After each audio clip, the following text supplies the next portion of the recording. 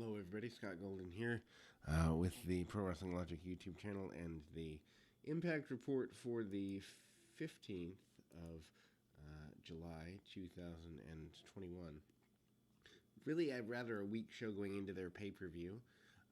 At least in my opinion, I didn't really see anything that had to be here.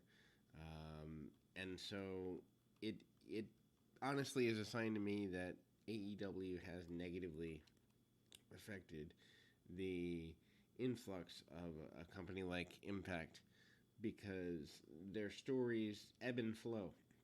Sometimes they're good. I'm expecting good things from the pay-per-view, don't get me wrong.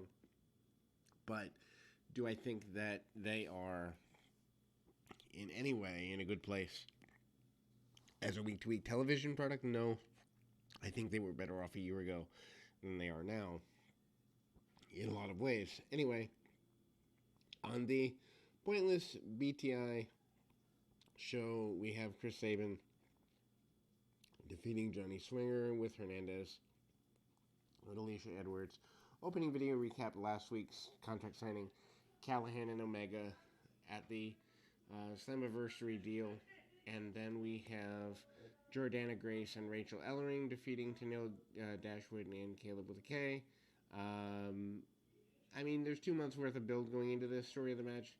Grace and Ellering have power advantage over Dashwood and Caleb and thus dominate for the opening minutes. Dashwood and Caleb are trying to leave. They get brought back into the ring. Dashwood then eventually manages to cut Ellering off with some aid from Caleb. Caleb works over Ellering, and there's a spot Ellering pulled it down the pants of Caleb, and Ellering escapes. Tag off to Grace for the hot tag. Grace comes in hot and hits a pretty good near fall running sit down power bomb. Hits the running double knee and Vader bomb combination, followed by a second rope leg drop by Ellering for another near fall. A bunch of people hit signature moves, and then they go for a 10 count double knockout teaser. Grace hits a dive on Caleb. Caleb recovers, gets some near falls on Grace. Ellering and Grace debut as an assisted rock bottom double team finisher, gets the win. Feud should be over. Josh Matthews announces that Matt Striker is coming back at Slammiversary. This is a good thing. Video package with Callahan talking about Kenny Omega, what he thinks about him, and then about being the only person from the roster targeted by Don Callis. A video package for Deonna Purrazzo Knockouts Championship reign, going all the way back to Jordana Grace, and they run down the list of names she's beaten in her 240 plus days reign. Hopefully they don't end it. Would like to see her go at least a year. She's the best female talent they have. They recapped last week's Gail Kim announcement about Purrazzo's surprise opponent for Slammiversary. Purrazzo has a meeting with Scott D'Amore at Slammiversary contract signing. Purrazzo's cocky about her reign and signs. Without reading it, D'Amore teases that Chelsea Green and Mickie James and even No Way Jose could be opponents or something. Anyway, D'Lo Brown and Josh Matthews run down the Slammiversary card. Havoc with Rosemary defeats Tasha Steelz. With Kiera Hogan, these two teams will be facing off each other at Slammiversary for the Knockouts Tag Team Championship. Rivalry isn't long, but it's been going for a little bit. And match starts with Havoc dominating in the ring.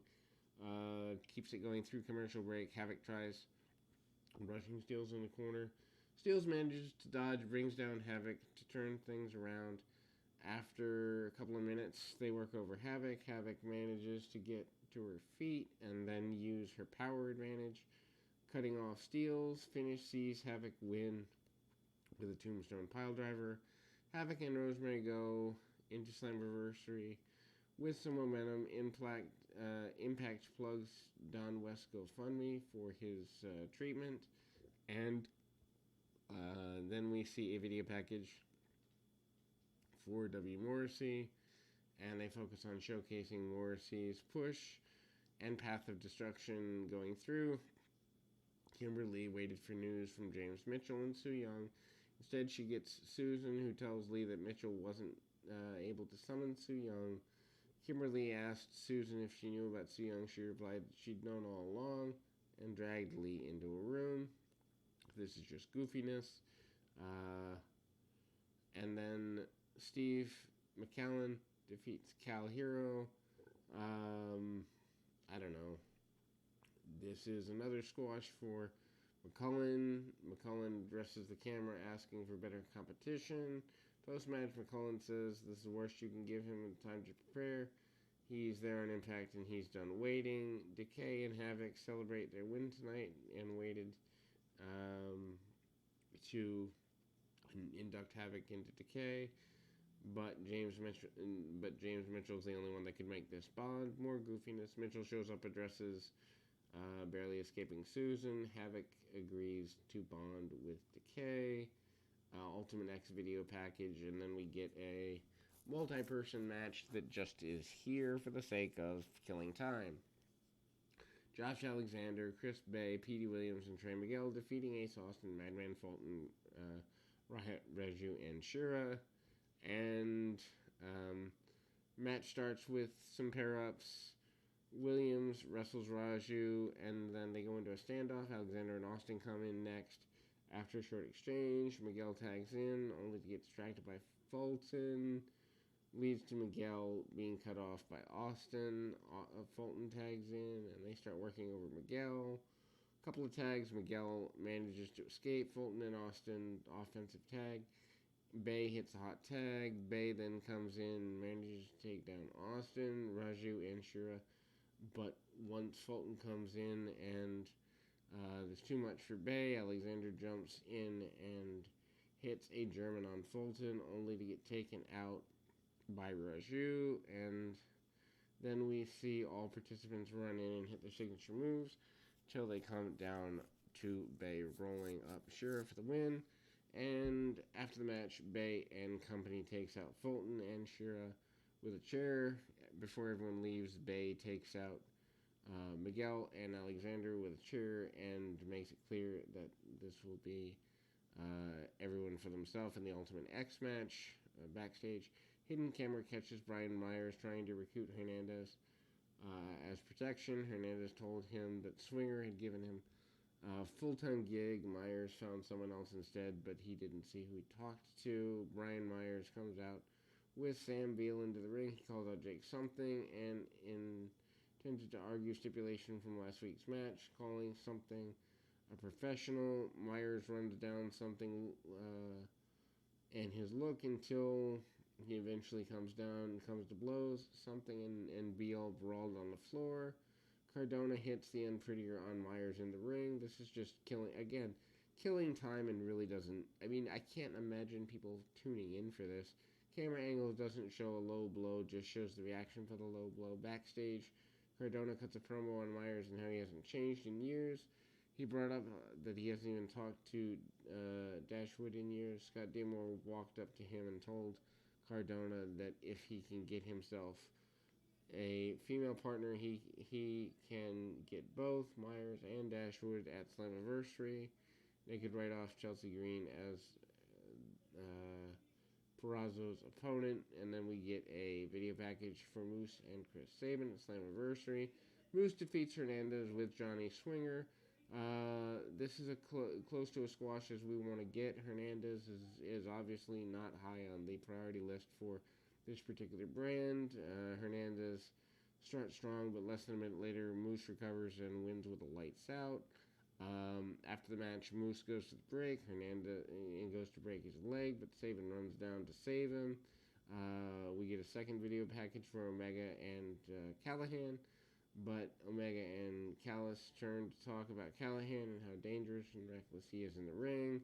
Brandon Matthews run down the Slammiversary card one last time before we go into the main event. Joe Doring with Violent by Design defeat Doc Gallows with Carl Anderson, Willie Mack with Rich Swann, and Fallah Bahh with TJP.